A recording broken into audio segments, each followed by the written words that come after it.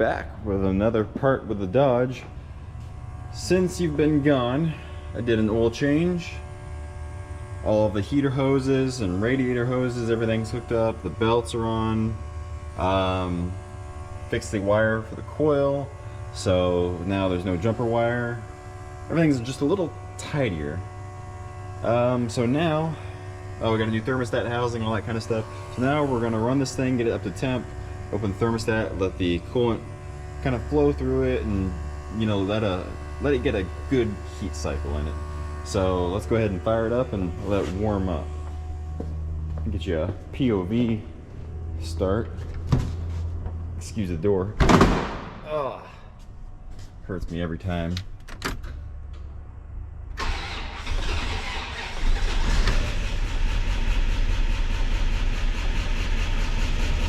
Not bad.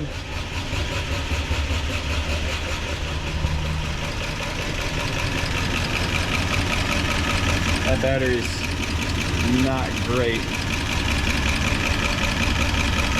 Everything looks like it's going pretty good. Alternator belt, a little wonky. Needs to be just a smidge shorter, but that's the best that I could do for now.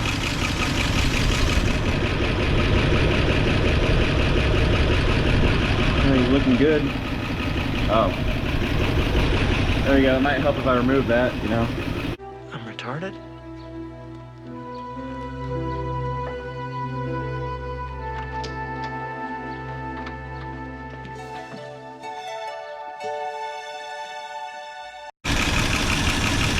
Lifter's still a little noisy, but I mean, it'll probably come back around. Not smoking or anything though. Still stock exhaust. The catalytic converter is gone. Yep. Very nice. Finally got some nice sunshine going. The only factory gauge that works is the volt gauge. Maybe the speedometer. I gotta hook the coolant sensor up. Gotta fix the wire. Fuel gauge, pretty sure that doesn't work. Oil pressure gauge doesn't work. Ah, got power steering. Wow, very nice. So anyways, we're gonna let this warm up and kind of cycle through, and then when we're ready to pull it out, we'll be back. Okay, let me give you a little update here. So what we got going is some test cables ran across, taped up, zip tied, clipped on, laying here with some more fuel line running alongside the truck through the door handle so it doesn't fall into the fuel can. Now, there seems to be some problem with the transmission, which is probably why this truck was parked. It does not seem to have what we like to call neutral. Yeah, reverse is forward sometimes, but also just like power braking it sometimes. It's like in a bind. Neutral is drive. Drive is drive. 2 is also drive. 1 is also drive. So what we're gonna do is basically ignore that for now and just bask in the fact that it kind of does move. Got the power brakes hooked up. There does seem to be some type of brake pedal there. So what we're gonna do is I'm gonna go grab Wally. I'm gonna pull this thing out, and then we're just gonna put it in drive because there's many options for drive, and then we're just gonna try to drive in one of the drives, if that makes sense at all, which I think it does. All right, well, we got it outside so it's in the safe zone. We're not really gonna hurt anything. So let's see what it does. I think it's gonna go forward. I don't think reverse is gonna end up coming back, but who knows? One way to find out.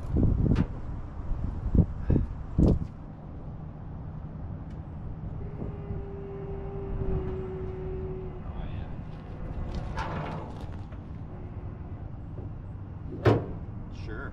Yeah. She starts good though.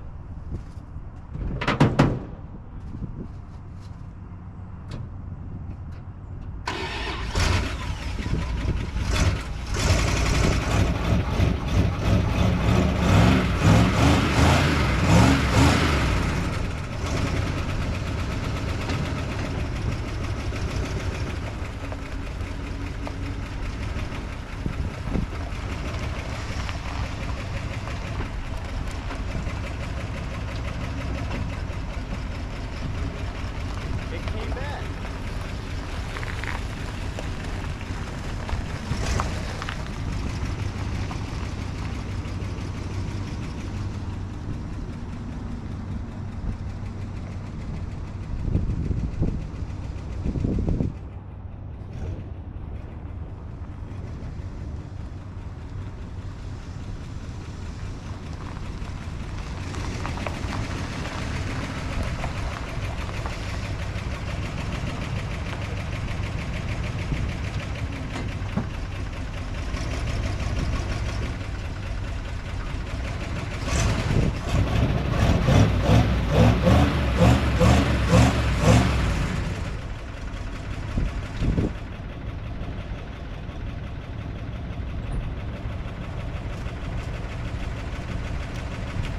Well, explain that one to me.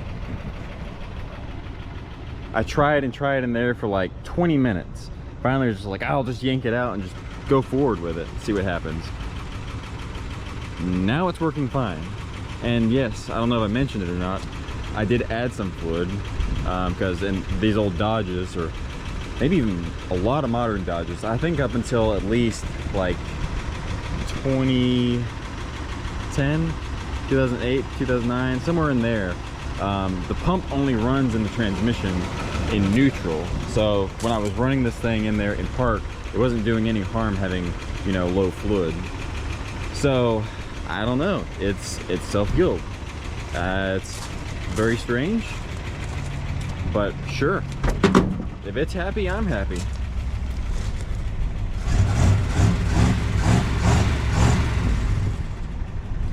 Still incredible that this thing came back around. Like, I mean, it's not smoking or anything.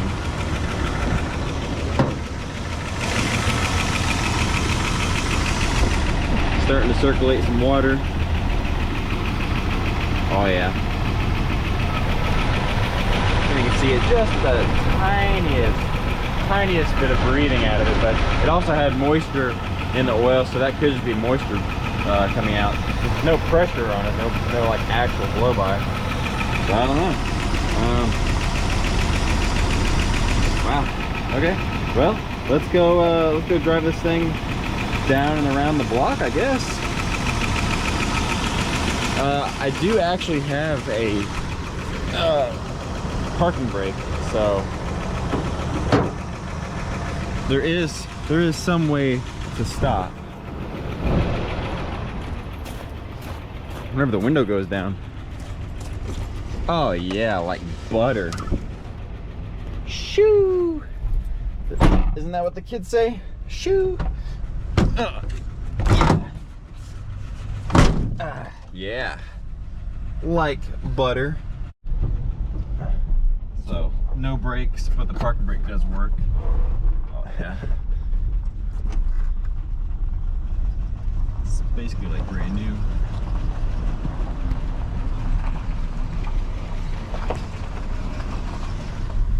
Years and it's finally driving again.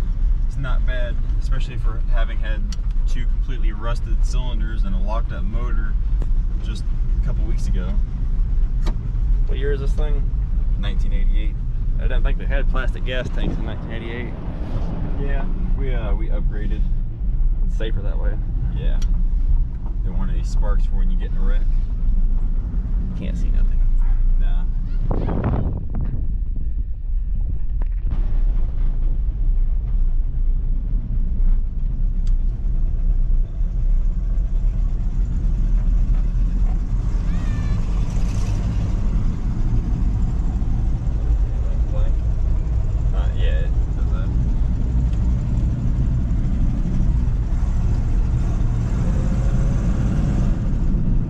got second gear.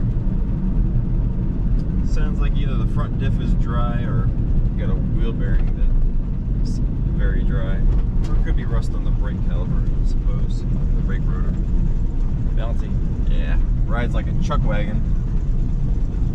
They had a CB radio in here and a big ball antenna. This thing was pimping back in 1988, 89.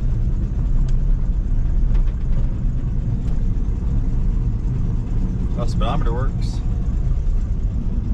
So we got a volt gauge and we got a speedometer. Park brake works really good. Still gotta wire up the other gauges from when the rats chewed them all to pieces. Short bed turning radius. Oh yeah. Got that one finger power steering too.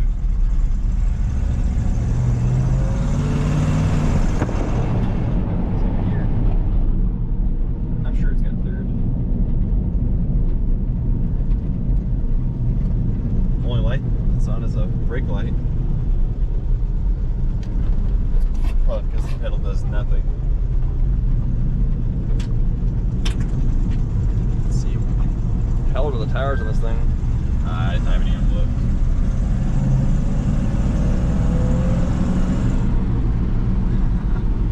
You hear that Chinese Edelbrock knockoff wah.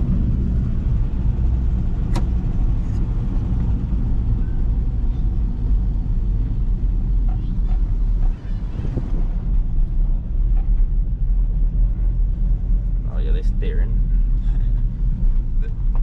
They like the rusty truck or moldy truck. Dented truck. Yeah. It runs good. Yeah. So really don't know why it was parked then. Thought it was because of bad motor. That's not the case. Thought it was bad transmission. That doesn't seem to be the case. Maybe it's just because it's so beat up. And that's what they said. They said that they just parked it for no reason, just because it was an old truck.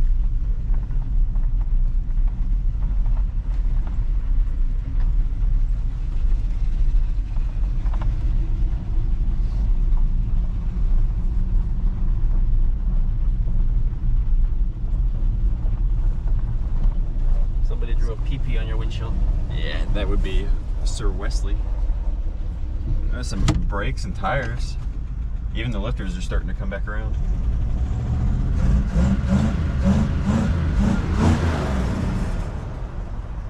Not bad.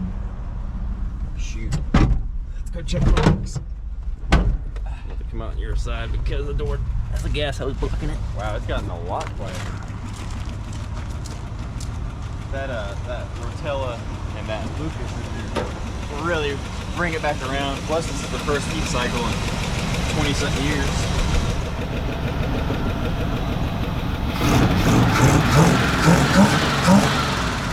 Horsepower right there. Not even smoking or anything. Get the guy to weld that exhaust back up. The hanger's broke. Clean out the bed. And all this just because someone broke the air cleaner and threw it back on. And it collected water in there and poured water into the throttle body. Could have been running a long time ago. They could still be driving it. Parked it for no reason.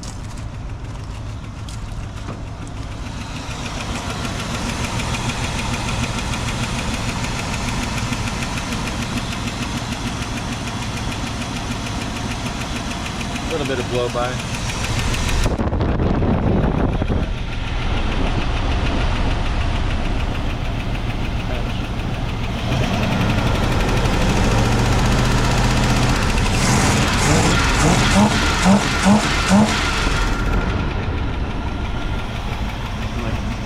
Nah, it's not even getting hot.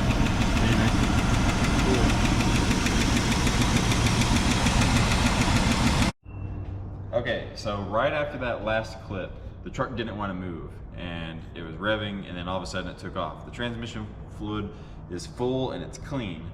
So then I parked it over here and it did fine, let it sit for an hour, got back in it, and then all of a sudden the same thing. And it appears that there's some trash being sucked up because if you don't put it in gear right away, it won't move. And it works fine as long as you're moving, but as soon as you stop and change gears back into park or neutral and then try to take off again, then it won't move. So it's got some sort of like suction issue, and maybe it's the, filter getting clogged or whatever. But that doesn't matter. I don't really care. What I do care about is this dent. So we're gonna start pulling some of the dents out of this truck because that is the biggest shame. It's not the fact that the transmission has issues. No, it's the dents. Dents are the real problem. So we're gonna go ahead and fix this right now.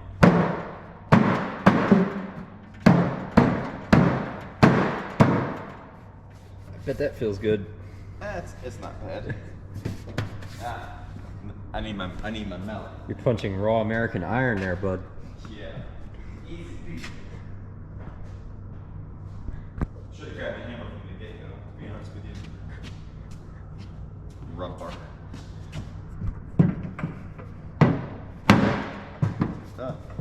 Old AC lines are getting in the way. I put those in a super convenient place. Oh yeah.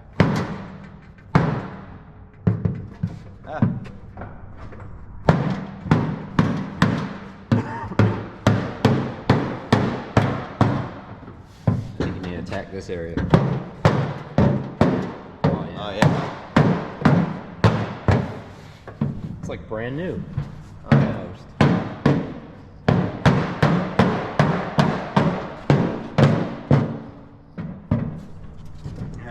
Swap sides with me. Let's see here.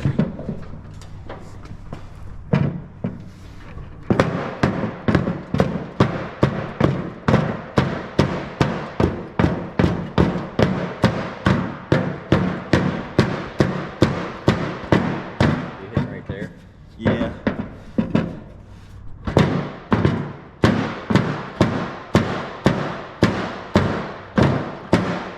There she goes. She wants to pop out. That one's in a really tight area.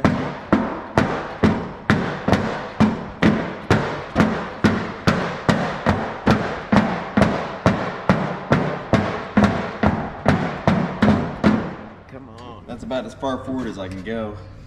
If you take out the grill, some of this and get that better. Yeah, But it looks a lot better already. oh yeah, that's been bugging me for so long.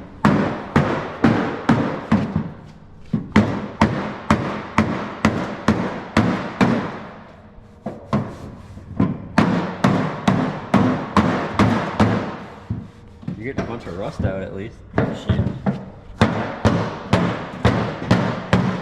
it up at the same time.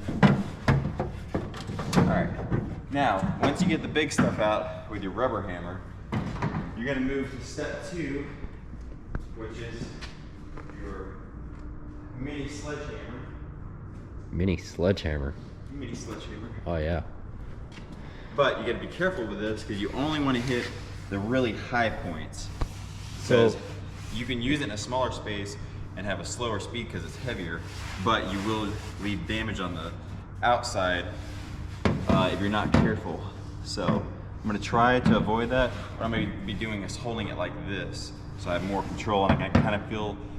Basically, I can kind of feel with my fingers as I'm trying to work it. Kind of like a body work hammer, but for poor people.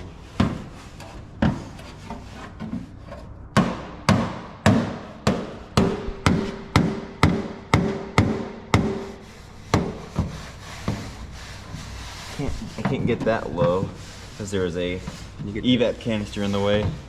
Yeah, you always want to start with the high spots if possible. You want to keep it as flat as possible too. well, there's a crease here. Well, yeah, you just kind of want to work it out the same way that it came in. Like, so say if it started right there, you want to start from the center and work your way out, if possible, which is not always possible. Of course, the metal is stretched too, so it will never be perfect, but you can make it better.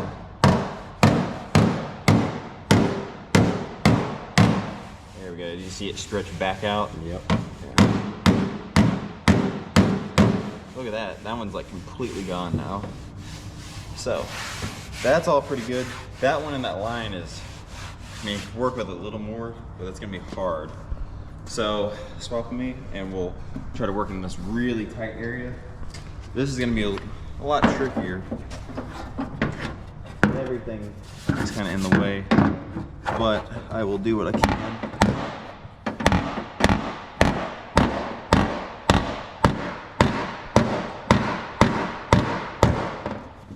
It is coming out, not super good.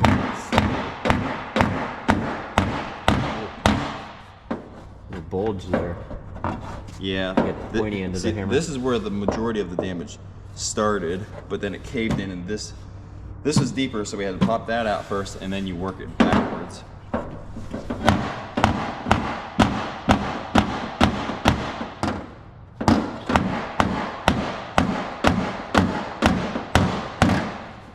Now see, chip the paint a little bit there, but there's nothing you can do because it's such a bad crease. It's a tight crease.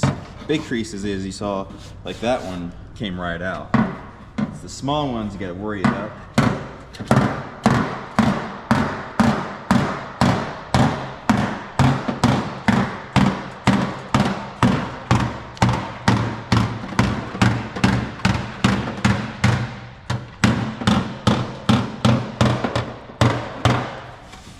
Yeah, I'm happy with that. You gotta know when to call it quits.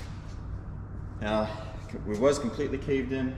Now it just has some boo-boos on it. You know? Not You almost perfect. can't even tell with all the dirt on it. No. When you wash it, you might. Maybe. Pretty good little crease there on it too.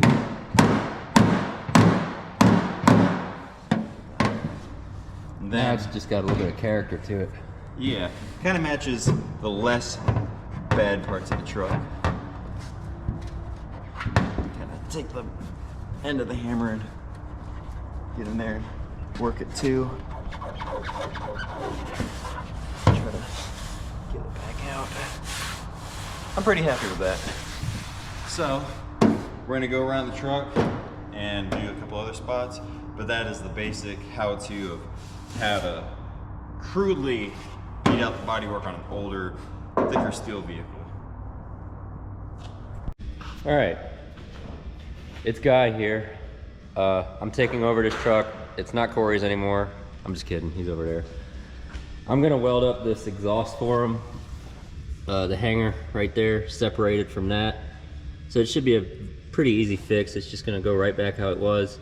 I'm gonna take a wire wheel and clean this a little bit first, and that, if I can. I mean, it's gonna flop around, and then what I'm gonna do is, because this is hanging so low, it'd be kind of hard to put the gun in there and hold this up and hold this in position. So I'm gonna use this jack to jack it up, because it only really needs to go straight up, and then I can just pull this over with one hand and then make a tack with the other hand. So we're gonna knock this out real quick.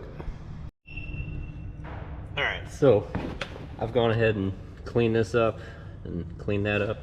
So now I'm gonna jack this up and see how it looks before I proceed, and see if I'm gonna have any other issues with this, but I think this is gonna work. Just gonna get it way up there.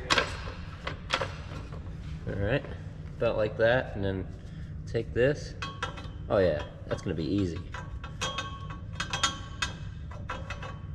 All right, well that'll be easy. So I'm gonna go ahead and fire up the welder and put my helmet on and blow it in there. Now, being a professional welder, I'm used to welding with high-dollar Miller machines that have gas and they run really well. These Harbor Freight machines, I have one. This is Corey's. I don't like them. They can be a pain in the butt when you're used to high-quality machines. But just gonna put that out there. These welds may not look pretty, but they will hold. Should have looked at it from in here first. That looks better, so I'll go for that.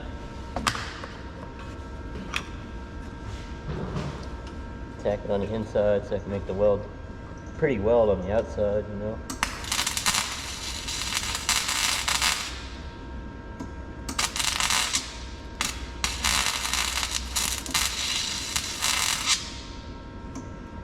After I get completely blinded because this helmet doesn't work,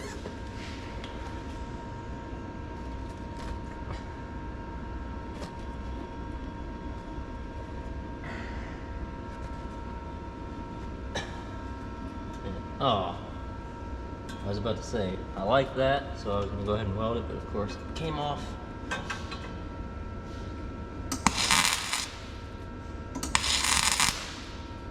Check it on both sides, maybe.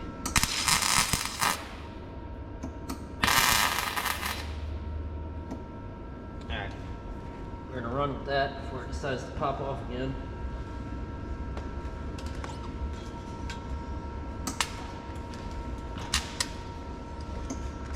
Which it did. I don't understand. I cleaned it. Just not tying in.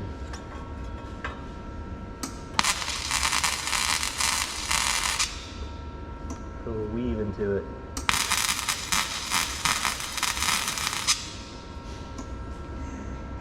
Alright. Now it should be good.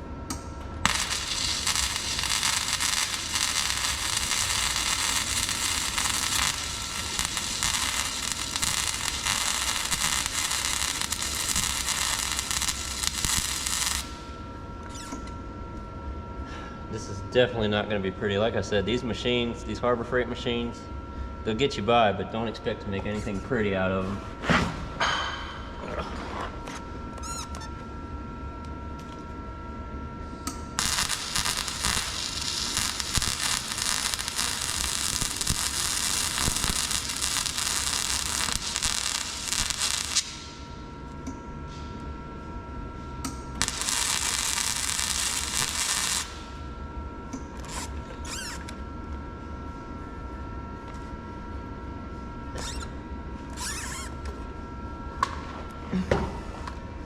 Maybe it won't look too bad.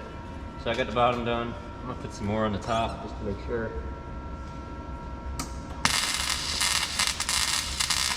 So when you're welding with these flux core machines, it's literally just a matter of spray and pray.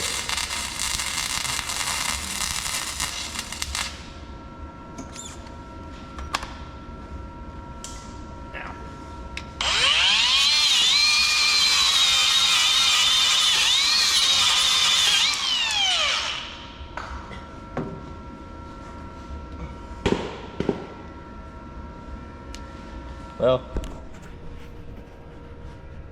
it's definitely not pretty, but it'll definitely hold. So, hope you enjoyed this little segment.